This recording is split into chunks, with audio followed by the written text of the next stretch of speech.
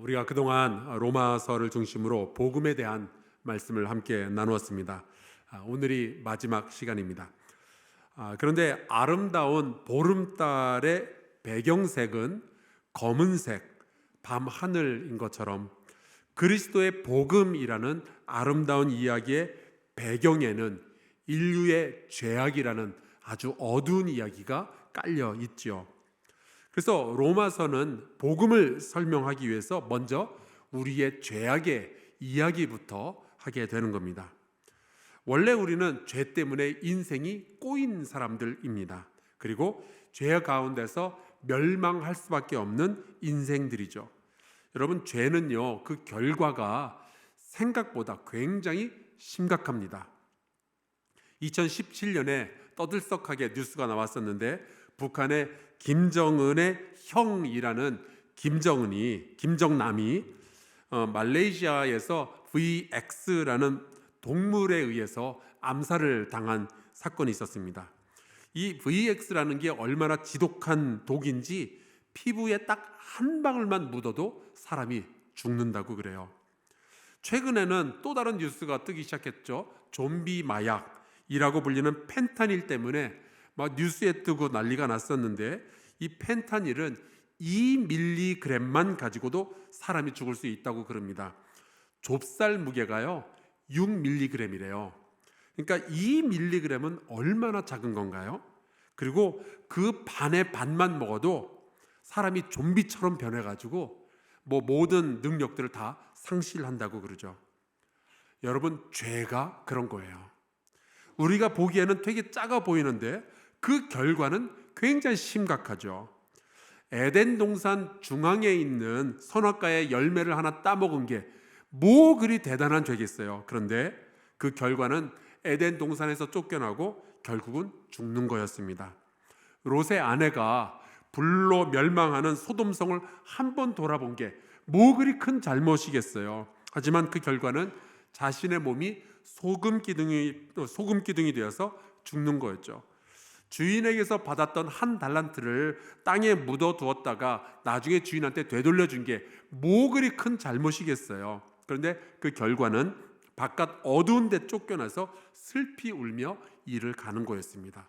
여러분, 죄는 보기에는 작아 보일지 모르겠지만 그 결과는요, 예측할 수 없을 정도로 심각한 거예요.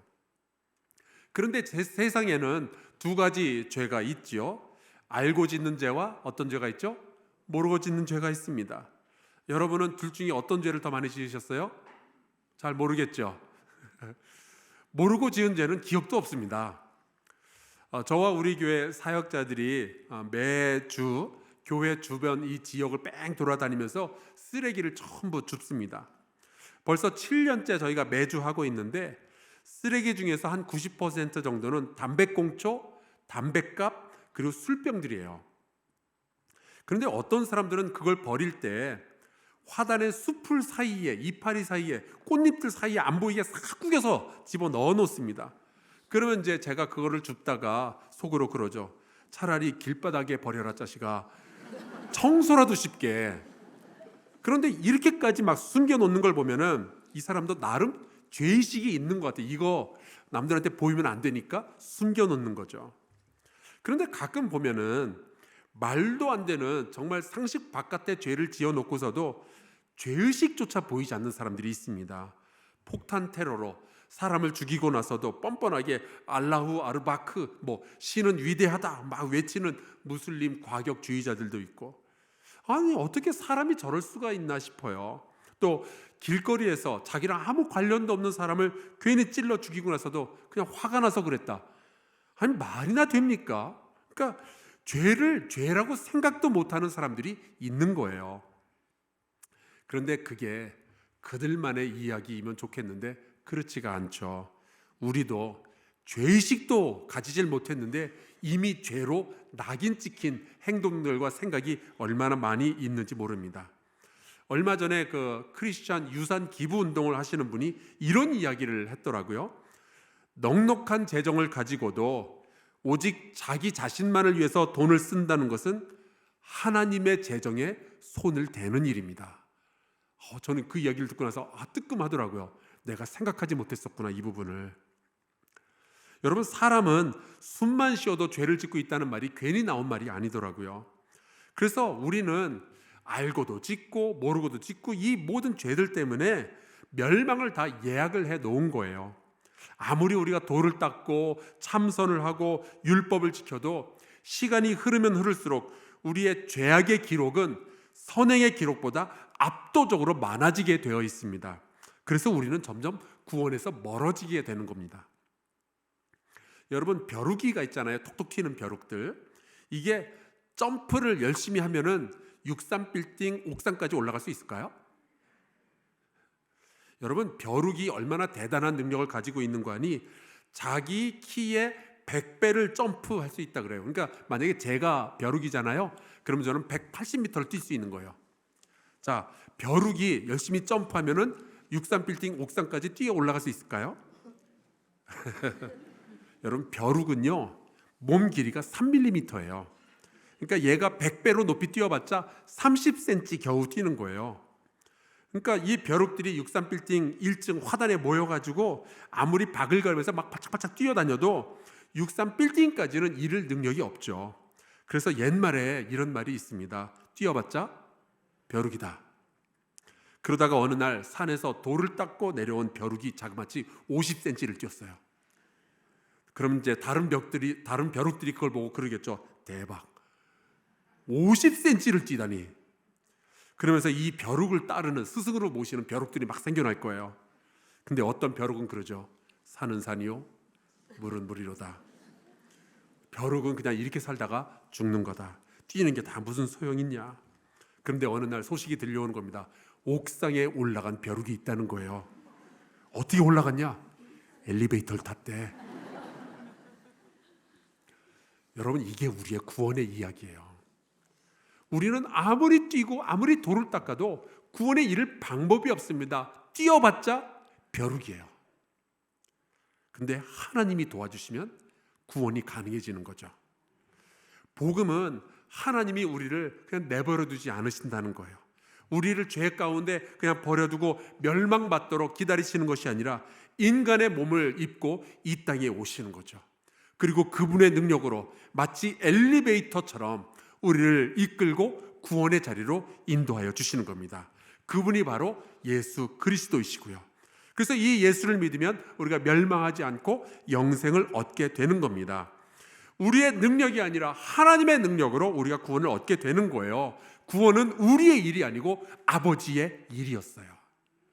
그래서 우리가 구원을 얻는다는 소식, 이 기쁜 소식이 바로 복음이죠.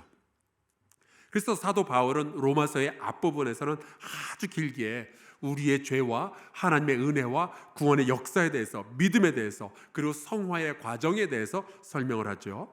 그리고 12장부터는 과연 이 복음을 아는 사람들은 우리의 삶에서 복음을 어떻게 적용할지에 대한 이야기를 나눕니다. 그리고 오늘 우리가 로마서 15장을 읽었는데요. 15장, 16장, 그리고 이제 로마서가 끝이 납니다. 그래서 15장, 16장은 로마서의 결론에 해당하는 이야기예요.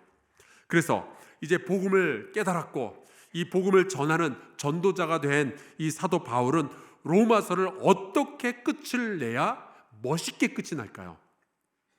놀랍게도 이 로마서는 그 깊은 복음의 이야기를 나누고 있지만 그 끝에 가서 보면은 신학이나 철학에 대한 이야기가 아니라 사람의 이름들을 열거하면서 로마서가 끝이 납니다.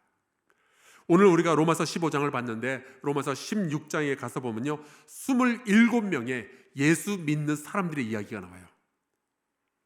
베베, 브리스가, 아굴라, 마리아, 안드로니고, 유니아, 암블리아, 우르바노, 스타구, 이런 이름들을 하나하나 부르면서 로마서가 끝이 나는 거죠. 예를 들어서 16장 14절 15절을 제가 읽어드리겠습니다. 아순그리도와 블레곤과 허메와 바드로바와 허마와 및 그들과 함께 있는 형제들에게 문안하라. 빌롤로고와 율리아와 또 네레오와 그의 자매 올름바와 그들과 함께 있는 모든 성도에게 문안하라.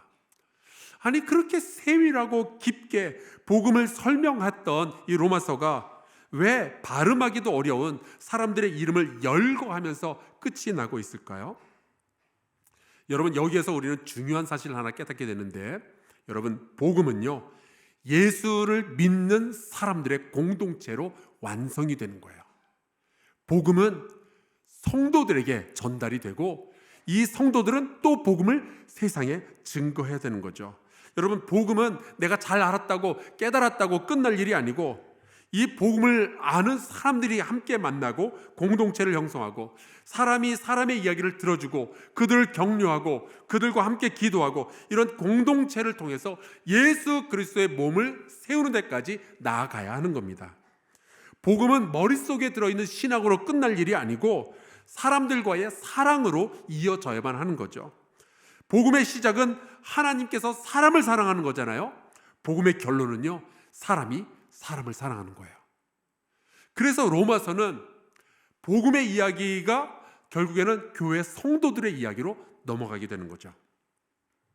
2년 전에 Sing Again이라는 그 오디션 프로그램이 있었는데 여기서 우승을 차지한 이승윤이라는 젊은 가수가 있었습니다. 근데 이 친구가 알고 보니 100주년 기념교회를 섬겼던 이재철 목사님의 아들이라고 해서 화제가 되기도 했었어요.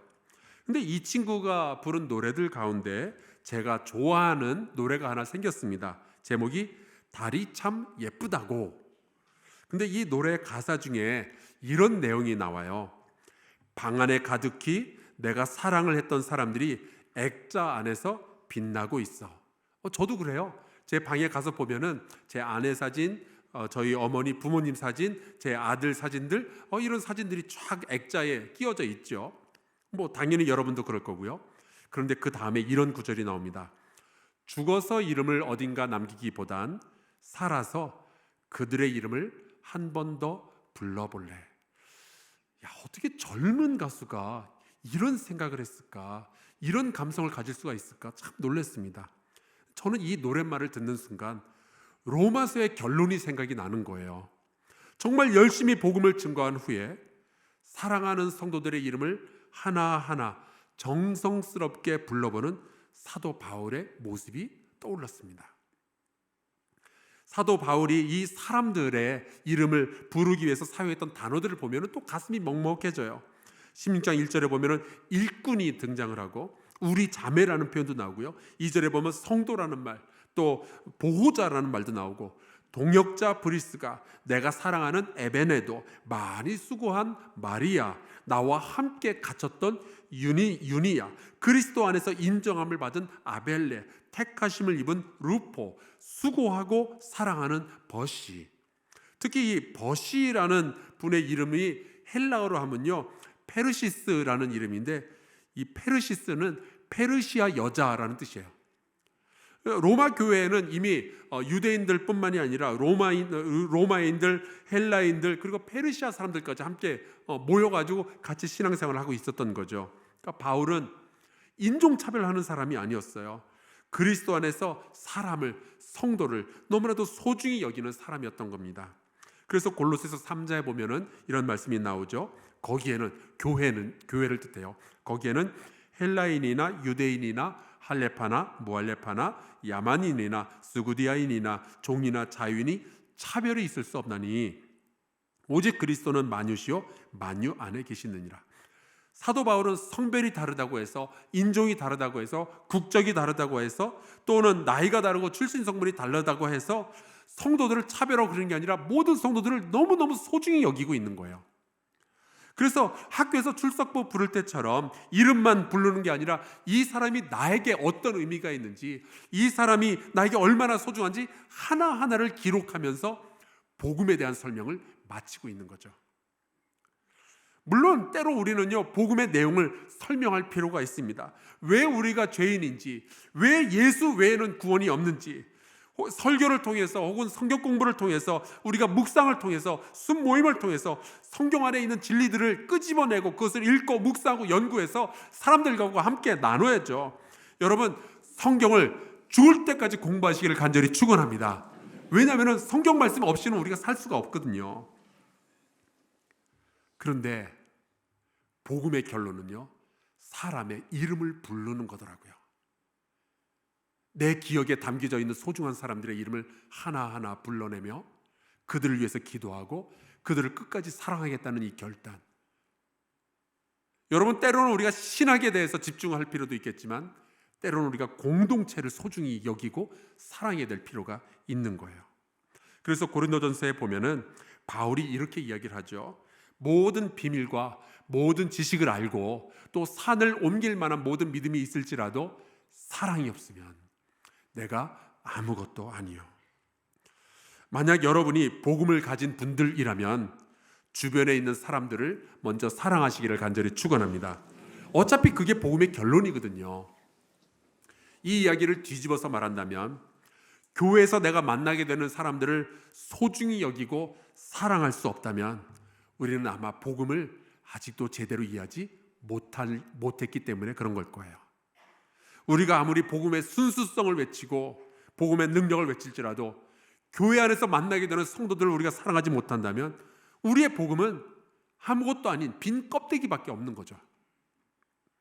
특히 주님 안에서 형제와 자매된 사람들을 만나고 싶어하고 그들을 소중히 여기고 칭찬해주고 사랑하는 것이 이 로마서의 결론이었습니다.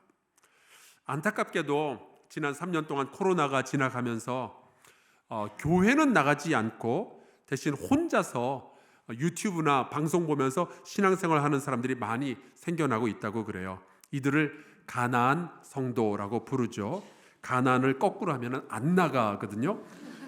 그러니까 교회 가면은 힘든 일들이 많이 있으니까 때로는 성도들이 꼴 보기 싫으니까 교인들 때문에 내가 상처 입을지도 모르니까 교회 안 나가고 그냥 혼자 신앙생활을 한다는 거예요.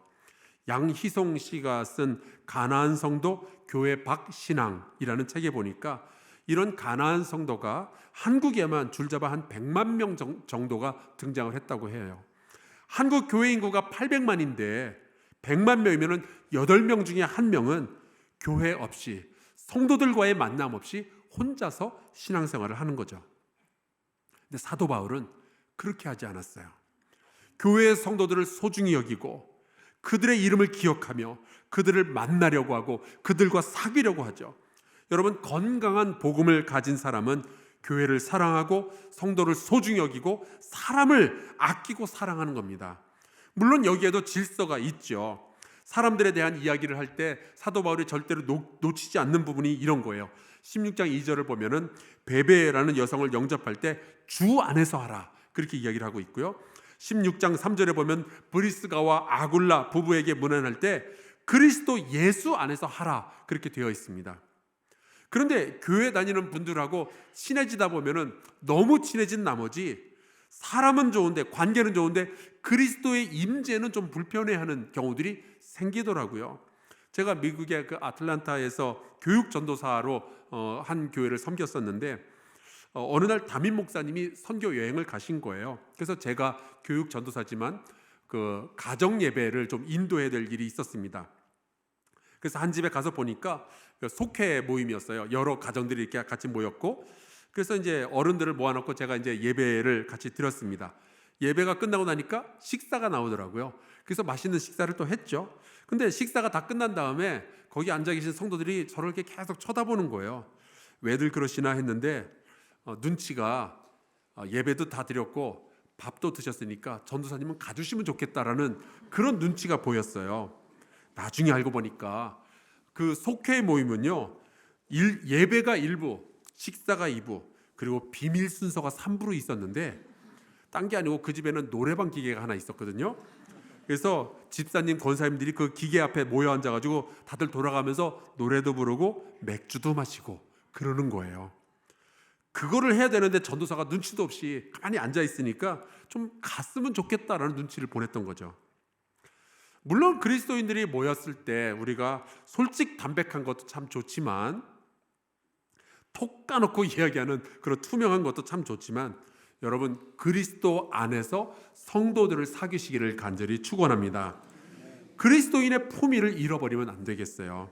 그리스도 안에서 격려하고 그리스도 안에서 성경 말씀 나누는 것이 자연스럽고 편안하고 같이 기도 제목 나누는 것이 너무나도 즐겁고 편안한 우리 한사랑교회 성도들 되시기를 간절히 축원합니다. 사람들과 즐거운 시간 보내면서 많이 웃고 많이 먹고 삶의 에너지를 얻는 것 좋아요. 하지만 여전히 그리스도 안에서 질서 가운데서 그렇게 해야 되겠죠. 사도 바울은 이렇게 성도와의 교제가, 그리스도 안에서 만나는 성도와의 교제가 너무나도 소중했던 거예요. 그래서 오늘 말씀 22절에 보니까 그 소중한 사람들을 만나고 싶어가지고 로마를 방문하려고 여러 번 애썼다라고 되어 있습니다. 그런데 문제가 있었어요. 22절 제가 읽어볼게요. 그러므로 또한 내가 너에게 가려 하던 것이 여러 번 막혔더니, 사랑해서 만나고 싶었는데 그걸 못하게 된 거예요. 참 이상하죠. 복음을 가진 사도가 사람을 소중히 여기며 로마에 가서 직접 성도들을 만나고 문안하고 사귐을 가지고 서로 간의 위로를 받으면 좋겠다고 생각했는데 그게 막혀버린 거예요. 그게 한 번도 아니고 여러 번 막혔대요. 아니, 사도 바울이 뭐 로마에 놀러 가는 것도 아니고 성도들을 만나가지고 하나님의 복음을 나누고 함께 하나님의 일을 하겠다는데 왜 이게 막혔을까? 사도 바울이 기도를 많이 안 해서 그랬을까? 아니면 흑암의 권사가 그의 길을 막아서 그랬을까? 아니요, 저는 이 말씀에서 우리가 배워야 하는 것이 있다고 봅니다. 여러분, 하나님의 사람도요, 하나님의 일을 하는데 시련도 찾아오고 실패도 경험하게 되죠. 23절에 보니까 이 사도 바울이 로마로 가기에 되게 적당한 타이밍이 된 것 같아요. 이제는 이 지방에 일할 곳이 없고, 그러니까 여기 일이 다 끝난 거예요. 그러면 당연히 로마로 가서 그쪽 성도들을 만나면 얼마나 좋아요. 그래서 이 로마를 지나서 서바나, 그러니까 요즘 말로 하면 스페인인데 이 스페인으로 또 선교여행을 갈 수 있으면 얼마나 좋겠어요. 바울의 소원은 그거죠. 로마로 가서 로마 교인들과 사귐을 가진 후에 로마에서 스페인으로 건너가서 또 복음을 증거하는 것. 얼마나 좋아요. 근데 이게 실패로 끝이 난 거예요. 저는 이 말씀을 읽으면서 그런 생각을 했습니다. 제가 종종 이런 생각을 하는데, 우리가 우리 교회 역사 가운데 있는 주기철 목사님이라고 정말 훌륭한 목사님이 계시죠. 일제시대 때 정말 순수한 복음을 간직하기 위해서 얼마나 애썼던 분인지 몰라요. 근데 그 주기철 목사님께서 그렇게 감옥에서 고생하시다가 돌아가실 것이 아니라 건강하게 살아서 계속 목회를 하셨다면 더 많은 교회에 부흥을 가져오지 않았을까? 근데 왜 하나님은 그분이 그렇게 감옥 안에서 죽게 내버려 두셨느냐 하는 거죠. 감리교 선교사였던 아펜젤러 선교사님은 한참 일할 나이인 44세에 전라도 지방의 선교사들, 목사들과 만나려고 가시다가 목포 앞바다에서 배가 전복되는 사고를 만나요. 놀라운 것은 아펜젤러 목사님은 대학교 시절 수영선수였거든요. 그러니까 헤엄치면 충분히 나올 수 있었는데, 그랬던 분이 조선에 여자아이 하나 구해보겠다고 빠져 들어가는 배와하고 같이 있다가 영영 나오질 못하시고 그대로 돌아가시죠. 만약에 그분이 살아남으셨으면 한국 교회에 더 좋은 영향을 많이 끼치지 않았을까요? 왜 하나님의 일을 거룩한 의도를 가지고 하려는데 막히는 일들이 벌어지냐 하는 거죠. 참 이게 의문입니다. 예수 잘 믿는 집안에 왜 그렇게 슬픈 일들이 벌어지며, 기도 많이 하는 집에 왜 고난이 찾아오고, 열심히 선교하겠다는 집에 왜 어려움이 찾아오는 걸까요? 제가 최근에 한 선교 포럼에서 이한영 교수라는 분을 만났어요. 이분은 이제 선교사의 아들인데 브라질에서 자라났고 의사였습니다. 뉴욕의 암센터에 가서도 또 의사로 일하셨던 분인데, 이분에게는 3살 연상 누나가 있었대요. 이 누나가 명자라는 이름을 가지고 있습니다. 명자 누나라고 하더라고요. 근데 이 명자 누나의 고난과 인생을 보면서 이 이한영 교수의 마음에 믿음이 생기기 시작한 거예요. 그때의 깨달음을 뒤늦게나마 기록했던 책이 바로 명자 누나라는 책입니다. 이 누나가 결혼을 했고 좀 늦게나마 임신을 하게 되죠. 근데 임신을 하고 얼마 안 있어서 척추에 암이 생긴 걸 발견한 거예요. 근데 명자 누나는 아기를 살리고 싶으니까 치료를 이제 뒤로 계속 미뤘습니다. 그리고 아기를 낳은 후에 치료를 시작을 했는데 이미 몸은 완전히 망가진 상태가 된 거예요. 척추뼈, 골반까지 암세포가 전부 다 갉아먹은 후였습니다. 그래서 이제는 죽겠구나 생각이 되었을 때 명자 누나가 그러더래요. 자기를 교회에 데려다 달라고. 내가 마지막으로 교회 화장실 청소 한 번만 하고 죽으면 좋겠다고. 그래서 거의 기다시피 해서 남편하고 같이 교회에 가서 화장실 청소를 합니다. 근데 그러고 나서 죽을 줄 알았던 명자 누나가 23년을 더 살게 된 거예요. 그것도 극심한 고통 가운데서.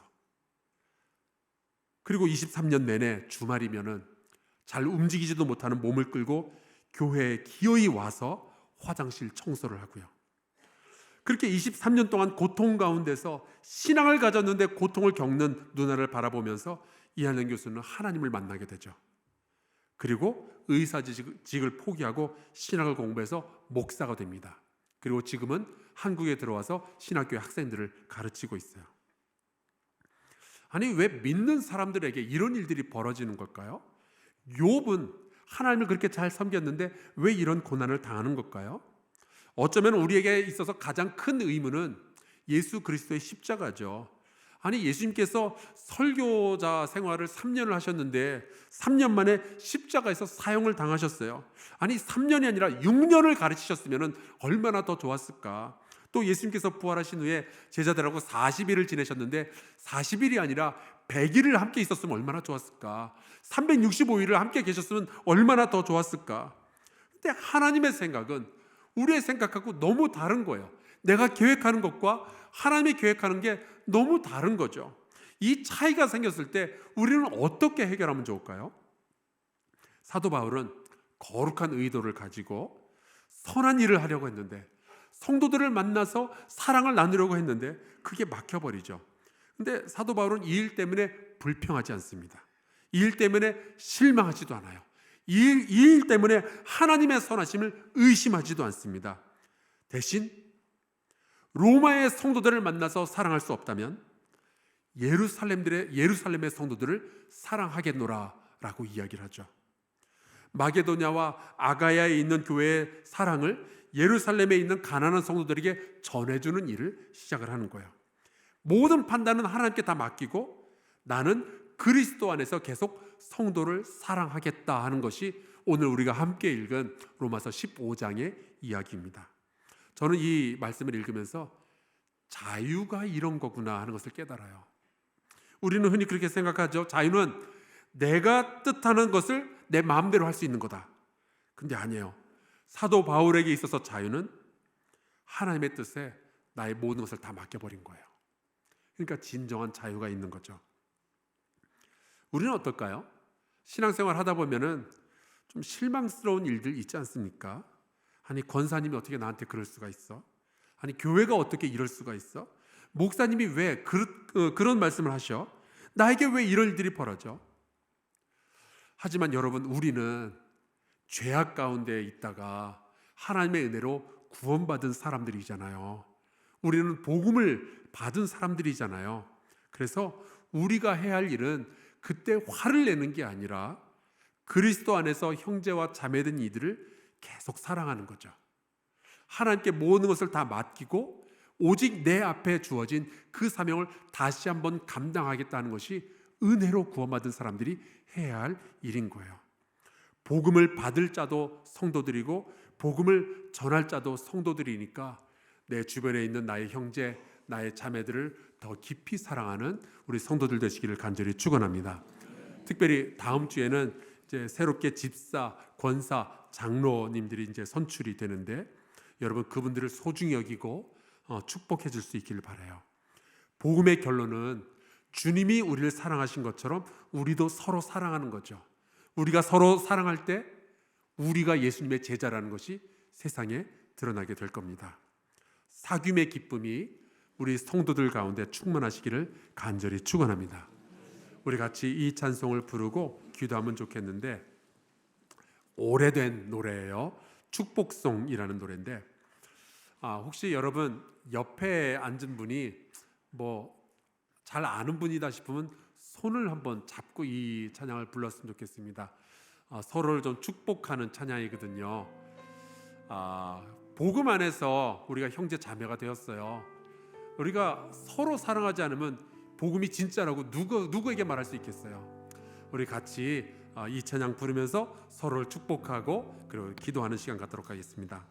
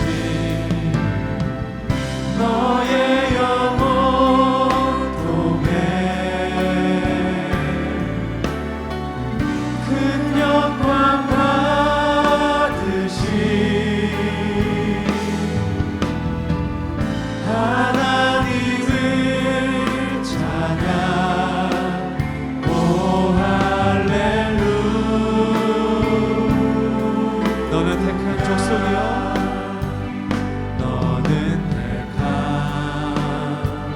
족속이여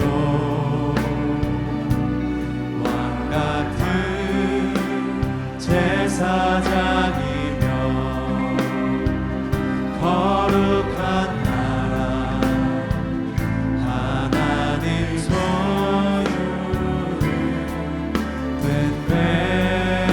백성 너의 영혼 우리 볼 때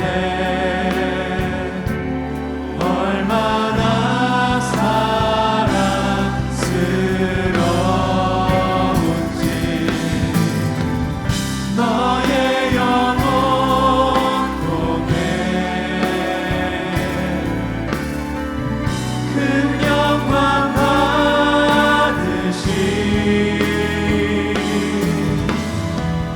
하나님을 찬양 오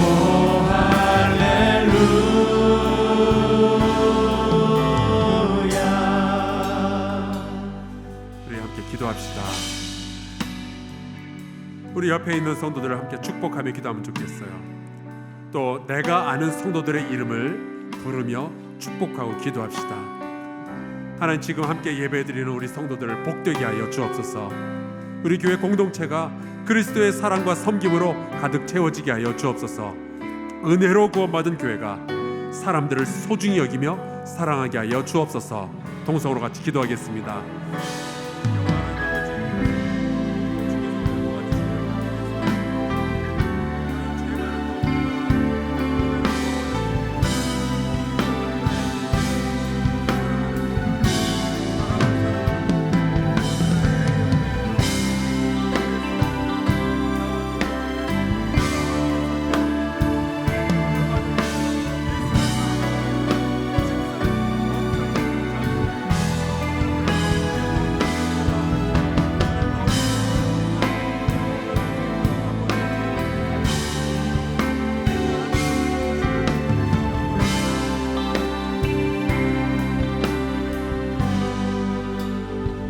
하나님, 참 고맙습니다. 우리가 너무나도 죄가 많았고 멸망을 받아야 할 사람들이었지만 예수 그리스도를 통해서 우리를 구원해 주시니 감사합니다. 우리가 여전히 부족하지만 하나님의 사랑은 여전히 우리를 붙드시며 은혜를 베풀어 주시니 감사합니다. 아버지, 우리가 아버지의 백성이 되었으니 서로 소중히 여기며 사랑하게 하여 주시옵소서. 복음을 들은 우리는 사람을 소중히 여기고 사랑하는 사람들이 되게 하여 주시옵소서. 주의 사랑으로 사랑하는 공동체가 되게 하여 주시옵소서. 그래야 메마르고 차갑고 어두운 이 땅에서 사랑의 빛과 소금의 역할을 감당하는 귀한 교회 공동체가 되게 하여 주시옵소서. 예수 그리스도의 이름으로 간절히 기도하옵나이다. 아멘.